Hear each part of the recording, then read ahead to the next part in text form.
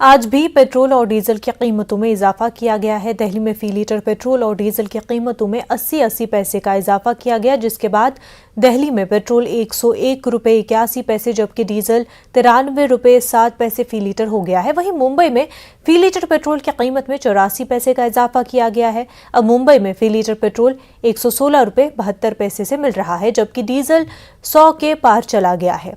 Petrol और diesel की कीमतों में 10 दिनों में 90 बार इजाफा किया गया है।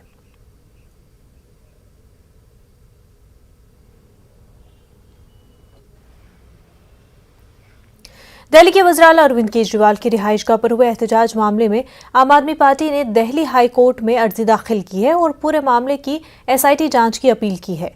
बीजेपी युवा मोर्चा के कारकुनों पर तोड़फोड़ का इल्जाम है। इस सिलसिले में अब तक 8 अफराद को गिरफ्तार किया गया है। वहीं मनीष सिसोदिया ने केजरीवाल के कत्ल की साजिश का इल्जाम लगाया है।